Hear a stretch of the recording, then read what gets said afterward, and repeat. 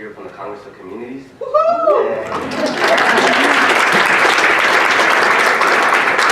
And a critical point, but yet a really difficult one that I would like to touch upon is public education and education in general in Detroit.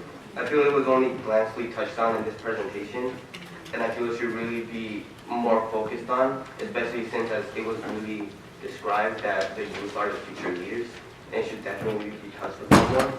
So growing up as a student in Detroit, I have seen the damaging effects brought up from a lack of funding, a lack of teaching, and an incredible lack of motivation from the students and just everyone alike.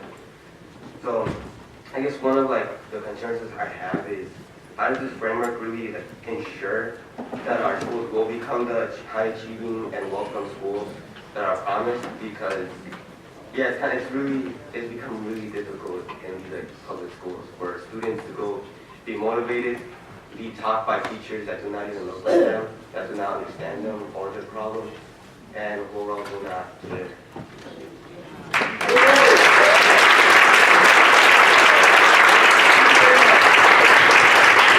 Is there anyone else on the panel that would like to respond to the question about the vision and values that you heard? What's critically important, but also particularly challenging? Yes. Janine.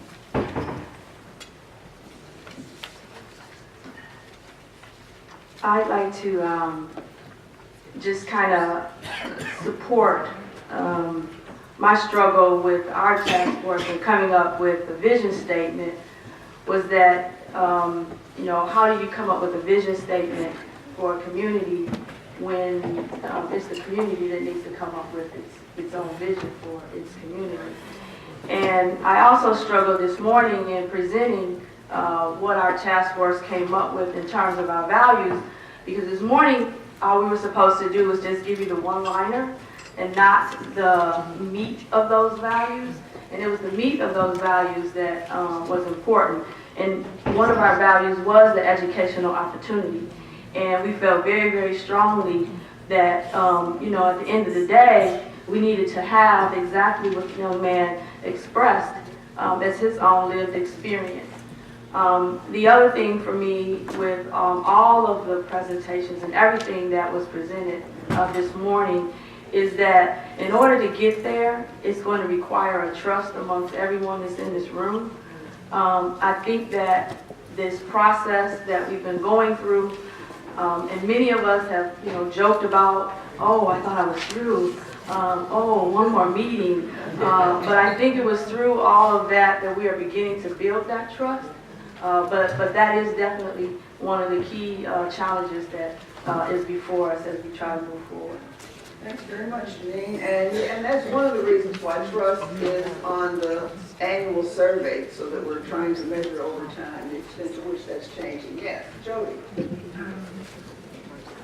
Hi, so I'm with the Herb Family Foundation, so I'm one of the philanthropic voices at the table, and I kind of feel like I'd rather just hear what the youth have to say for the rest of the day.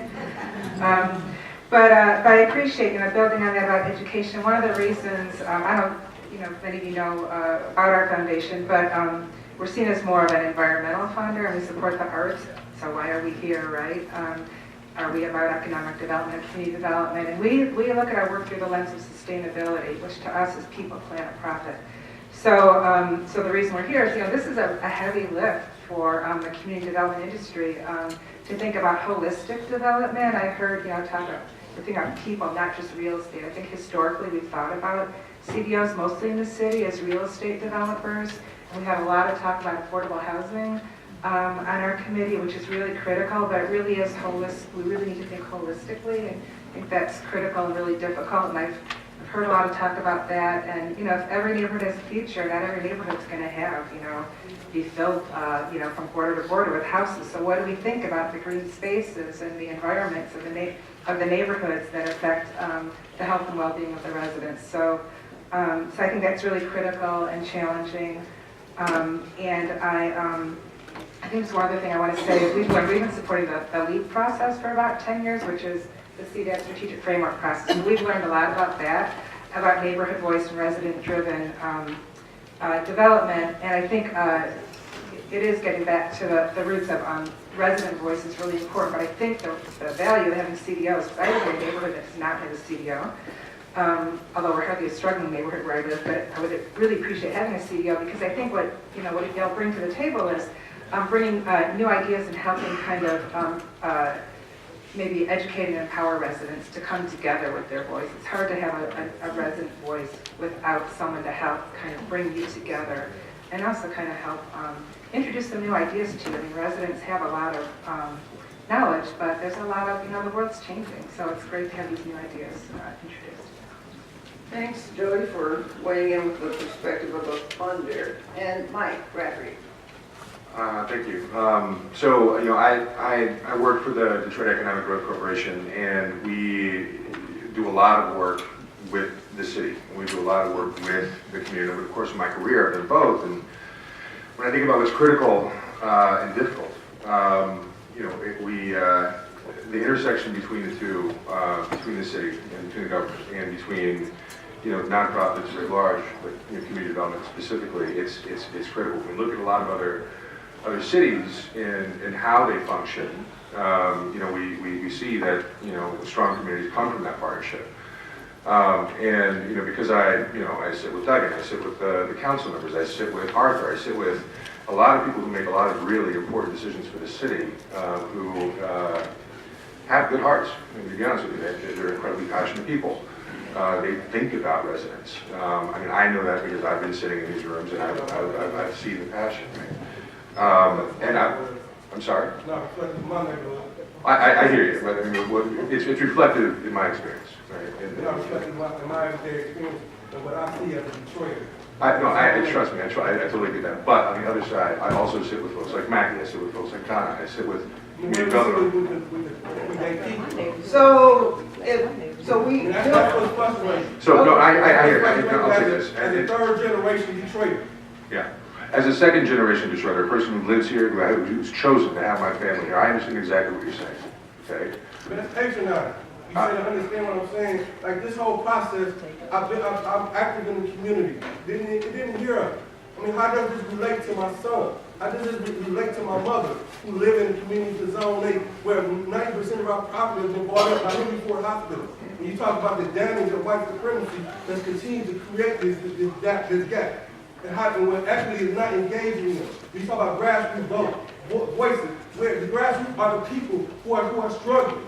Where are they at? I don't see that in here. This reminds me of when Lord Tech came to my community with a CDO. And they painting this big picture of changing the community. This is where my mother lived at. Changing, destroying the property, but you haven't even talked to us. That's what's troubling, and that's what's frustrating. And it's continuing, you talk about a bottom up. This still feels top down. So that's an excellent, valid point. This process isn't done, and actually my next question has to do with racism and institutional racism and its impact on the neighborhood. Yeah. So let me just let you. I do want to finish what I was saying. So I think, when we're talking about the challenge and the importance, right, it is important that, to your point, that the people are included in the process, and it is bottom up and top down included, right? The hard part, with this, you got people who have passion on both sides, and you have people who have, the best interest of all, on both sides. The challenge is the how, right? It is very difficult. We learned that through our process. We learned that through our task force process, and we've known it all along. The why is there. I don't think anybody, who's sitting in this room, and I don't think anybody who has to, go to work every day and get a paycheck to, do good work, if you're measured by improvement, right, you're going to end up failing at some point if you're not improving for all, right? So I think, the why is there. The why is there for a lot of the people that I sit with. The how is the hard part. I think we in our task force ended up learning a lot about how, or better yet, how to get through, some of that stuff and be partners. I think we learned, and you'll see this later on in some of the things we present, that there are some meaningful ways to move forward with tangible, practical activities, right? But you have to be in the same room, right? And I think this probably, I applaud Maggie and everybody else who's been part of this, for making sure that people are in the same room. So I want to move, Make a comment yes. to back up what this gentleman is saying. It's not the point that we're in the same room. It's the point that all entities have to be accountable, transparent, and respectful. What happens in these processes is talking to the grassroots, the neighbors, the citizens. That's just on your checklist. And dealing with BEG, I deal with them all the time. We're on your checklist of things to do, and we're afterthought. The developers are allowed to, create plans, spend $4 million for a plan, and then they want to talk with us after. What's the point? And I feel his frustration. And we can't, like, this is something basic. It's called honesty, character, and integrity. And that is something that we all should have, including the city. Not just the residents. Not that we're intelligent, we know what's going on. And it's always getting blown off. It's like, right now, well, I have these partners, like what partners? What are they doing? We're fighting something on the east side right now. We've been fighting on the east side longer than just right now. We've I been know. fighting for years. And Oh, the same people yeah. up in here talking about they done funded certain things in our area, we don't see none of that. No. We don't see none of that. No. And they know exactly who I'm talking about. We don't see none of that. Yeah. So we do want to keep moving forward. I mean, I do think that some of the work that has come out of, that is coming out of, because this is not the end of the process. And so there are opportunities to get engaged. Of the Vision and Values Task Force was intentional about neighborhood voice and ensuring that there are opportunities for everyone to get engaged in. And Janine, before we move to the next question. Yes, I've been dying to get the microphone ever since we've gotten a comment from the floor. Is that the neighborhood voice and community connectiveness was key to the work for our team. We around our table, we felt just like you felt, young man. I've lived what you've lived here. I'm from the east side. And in our visit to Toronto, we found some very key pieces around how does that connectedness happen? How do you have government at the table, not presenting? How do you make sure that residents are connected to the policies and what's being implemented? And we believe that we've come up with at least a framework. And one of our recommendations going forward is that we get an opportunity to test that framework. So that we can get everyone at the table, not talking at each other, but talking with each other. And later on, as a part of this agenda, if that is what your passion is, and it sounds like it's the passion of a few people, I invite you to come to our session this afternoon. All right, thanks. So I have one more question before we open it up. So why do you believe that institutional racism has damaged our neighborhoods, and do you think that the values and principles that have been presented this morning will help to address this?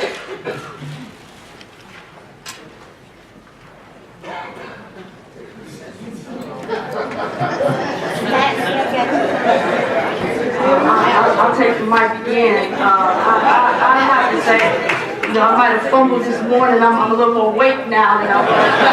I was first on the agenda, and I told you I wasn't a morning person. But to that, Dr. Peter Hammond, I believe it was just very, very eye-opening for me of how institutional racism has affected, and the work that's before us in undoing that it is in and of itself another challenge that we have to do together. And some of the principles that we've heard throughout a number of the presentations this morning is, we have to respect each other's voice, and we have to be respectful when we are voicing our voice. And that I think is part of the problem. when you start talking about this institutional racism is because there's this tension that kind of prevents that from happening. But we have to make it happen in order to undo it. And we have to be able to have those hard conversations and hear what people are saying, their lived experiences are, before we can sit down and begin to talk about what those solutions are. Thanks. And Rose, why don't you jump in and then they won't go ahead. Okay, come on up. Here we go. First, let me acknowledge Brother Youssef's comments, and I accept the critique. For me, this has never, being part of this process, has never resembled a bottom-up process. It has never, for me, it has never pretended to be a bottom-up process. I've had to contend with that in terms of my engagement, right? And so I've acknowledged, in terms of how I negotiate the contradictions, that this is not the ideal bottom-up process that I'm engaging in. I'm going to engage in it. I'm going to do the best that I can to represent the voices that I interact with on the daily in Southwest Detroit, knowing that that's not enough and knowing that that's not 100% legit.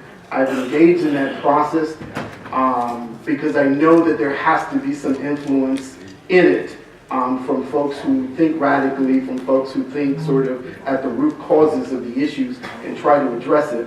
And so I try to represent that voice at that table, but knowing that it is an imperfect and non-radical process. At the same time, I do engage in my own personal radical praxis. I do utilize a radical approach to the work that we do on the ground to sort of like balance that off. But I think for anyone, I think it's a valid critique. This is not a bottom-up kind of process. I don't know that you can do a bottom-up process in talking about systems, particularly citywide systems. I don't know, that can be up for debate, but I think the critique is valid. And I think that this question about racism is, how do we listen to the critique and how do we allow it to challenge how we think about framing these kinds of practices and processes and challenge ourselves to say, well, even though this is sort of a system thing, how would it look if we try to do bottom up? You can never get to ask that question if you don't accept the critique. And so all I just want to say is that part of institutional racism is this reluctance to accept the critique.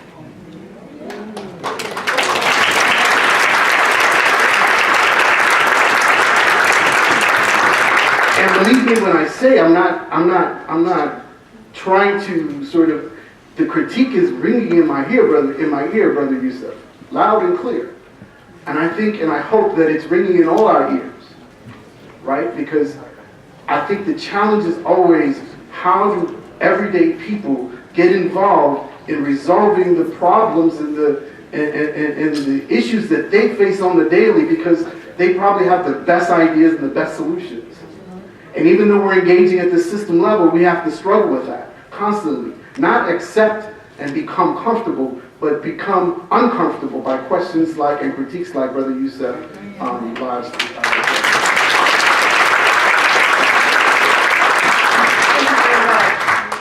So we want to get a sense, okay, coming from Ghana. Okay, I just wanted to talk about the fact we started out talking about policy. And we really do have to talk about policy. Because, a lot of us in the nonprofit community development world find ourselves trying to make $1 out of 25 cents. And the reality is it's still 25 cents. And sometimes it's 5 cents. And the need in the community is so much greater than what we can accomplish within it.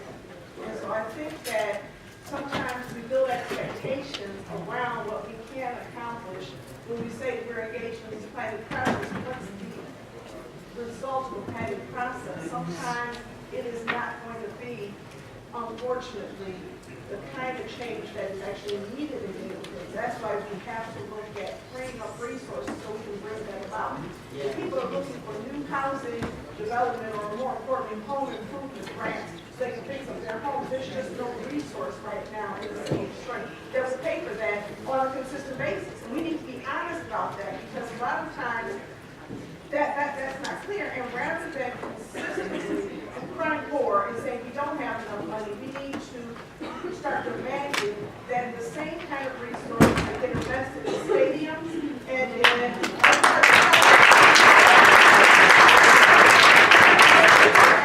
that's a good use of our dollars, trying to figure out how to move some policy forward. But a lot of times I think we're just caught up doing playing small ball when the problem is really big. So like all nonprofit organizations, we find ourselves trying to channel. We'll try to fix this little thing.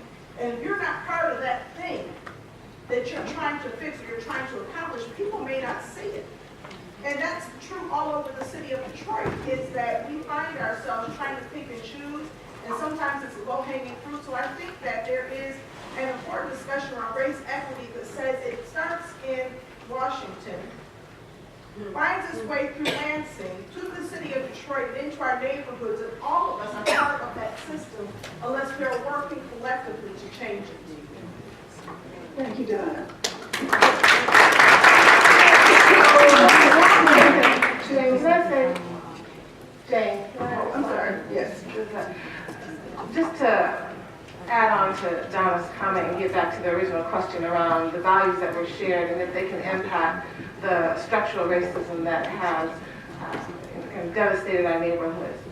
The real point of that, and to Donna's comment, is that values can have an impact, but they have to be shared values and collective values.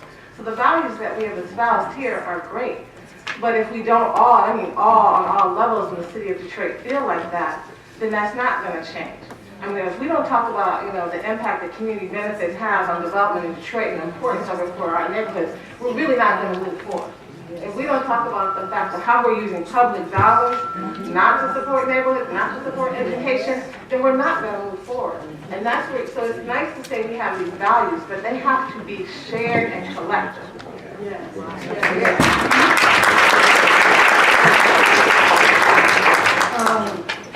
I'm a little nervous. But my name is BECDD, and I'm a youth panelist.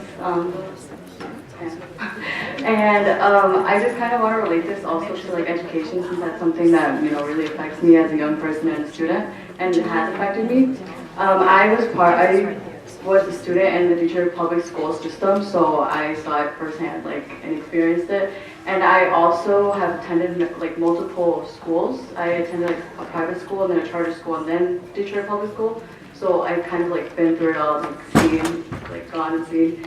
So while I was at the Detroit public school system, I actually just wrote an essay on this, which is discrimination in the education system, and the issues that were reflected in it were the communities and kind of what you were mentioning right now, the value system.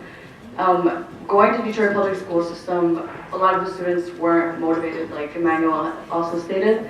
A lot of they lack motivation, and I think a lot of the reason is because of the geography of the area and the community involvement, and a lot of those things have to play in with that. And we are not educated to be we're not told to participate in those things, and it's not tradition to be involved in those aspects. And I was lucky enough to be called onto this service, but a lot of my classmates, I was one out of probably 1,000 students in my school, and there's not a lot of students that know much about these things.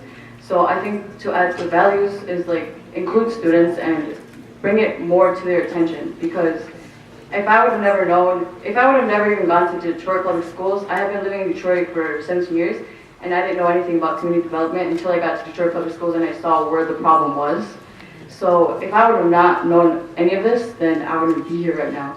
So I think just bringing the attention to students and educating them really on what's important, and using those dollars from the stadiums, giving them to our schools.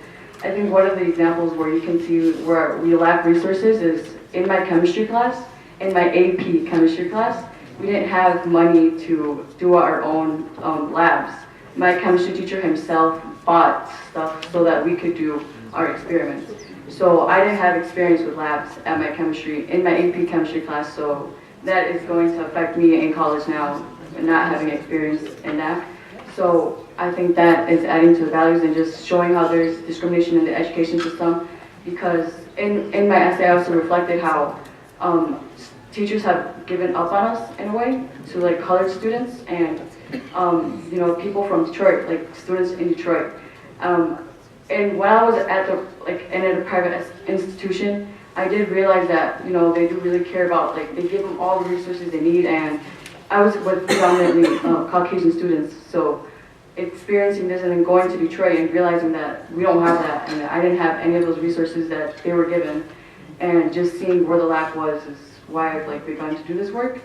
But I think that's something very important to take into consideration and, you know, just to bring to light. Thank you.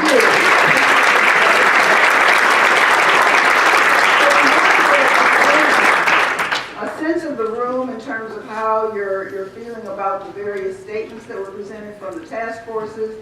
And Chandra is going to provide a succinct kind of synopsis of each one, and then we're going to ask you to if you have yellow and green cards on the table to indicate, you know, just by raising in the air kind of where you are. But instructions on that to come.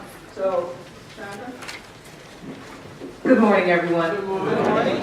So if you think of this as a pulse, and we just want to take a moment to get your feedback so that everybody can at least have a little bit of say via the index card. So when we think about the vision and values information that has been shared, you have the document in your folder. Some of the things that I just want to bring back to your mind, and then we want you to raise your card, either yellow or green, and we'll give you instructions. But I just want to bring back to your mind that we have talked about the importance of a bottom-up analysis, that this needs to be a connected process, a collective process. It needs to be holistic, that this is definitely about family wealth and entrepreneurship and savings. But I think what summarizes a lot of what came out of the vision and values is that it's to provide an opportunity for all, that it's to be intentional, and that it also has the opportunity to not only be sustainable, healthy, etc., but also produce resilience. So Jane's going to give the instructions for the cards, but I just want to encourage you to visually think about what that would look like, because we're asking to get your sense on, is that a vision and are those values that you support? And so if you're feeling 80% that yes, what you heard in terms of the statement for vision and values, those principles and values, that you can agree with them, and we ask you to just put your green card in the air. If you're not at the 80% mark, you have major questions or concerns, then we just ask you to put your yellow card in the air. Okay, just so we can get a general sense of what it is. So how many are feeling kind of that they're on board with? These are visions and values that you support. Yes, for the Vision and Values Task Force. All right. All right, so look around to see what the room is doing. Yes. Okay. And let's see, those of you that are, you have some major concerns, you're not at the 80% mark yet. And this is not a right or wrong situation, so if you're feeling yellow, then, put it up there. Okay? All right? There was a request for the panelists to weigh in also. Yeah. But they don't have their card. Are you green or yellow? Okay, so for the panelists, they're going to bring cards, or when we put the cards up, just raise your hand.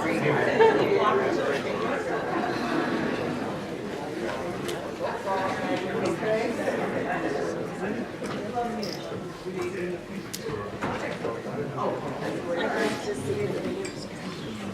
So, again, if you did raise a yellow card and you have major questions or concerns, please, there are cards on the table to jot that down. We will have some time for a bit of discussion, but we may not be able to hear from everyone, and we don't want to lose that because your feedback is extremely important. So please jot it down. So to just quickly refresh you in terms of some of the key highlights for the city partnership, that part of the conversation was how we come together and are working up close and that it definitely includes research, difficult discussions, but looking at common ground, creating a policy environment to improve and to create new policies and improve the existing policies, that this is for all incomes, every neighborhood, that it begins with the neighborhood setting the priorities in partnership with others, that there does need to be a master plan that is coordinated, and again, that the role of the city and the role of the CDOs are clear. When you see those aspects of the city partnership, you have the handout with you. Overall, is this the sort of foundational values and principles and vision that you'd like to support? Thanks, Chandra. So the City Partnership Task Force was broken into 2 different statements. Donna presented on the guiding principles on public policies to support all Detroit neighborhoods. And so where are you? How many of you are 80% on board with the values and principles that Donna presented concerning needing to support all neighborhoods? Okay, and yeah, look around and get a sense of how your peers and colleagues are feeling. And those of you that aren't at the 80% mark, maybe you have some major questions or concerns. Okay, let's just make sure we capture those questions and concerns. The second statement from the City Partnership Task Force was presented by Tom on principles of neighborhood city engagement. And so, John.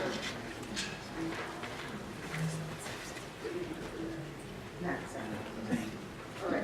So, 80%, Tom's presentation, and this is also in your packet, the principles of neighborhood and city engagement, are you in line with? Can you support? Okay. All right, good. And not quite there, not at 80%, maybe some major questions, maybe some major concerns. Okay? All right? Let's make sure we get those comments in. Yeah, right. Yep. We'll get to hear some of them, but we want to, just as a backup, make sure you write it. There was also a bunch that was shared in terms of a leadership pipeline, and again, just visualize the pipeline. We talked about the pathway being continuous, that there's a strong commitment, that there's access, that we are setting up the future with our 14 to 24-year-olds, that we are influencing the market and creating demand, that we're addressing systems barriers, that there's strong neighborhoods that then have strong CDOs that have prepared staff and resident leaders, that we are informing practices, and there's an analysis that's from the hood, and that it's continuous, and that people are well compensated. So those are just some of the highlights to bring back to your memory around leadership pipeline, and then also that we are addressing public education. Okay. So Raul's presentation of the statement from Leadership Task Force on commitment to equity and community development. Green, 80% on board. Okay. Yellow, not quite there. Major questions or concerns. And again, no right or wrong answer.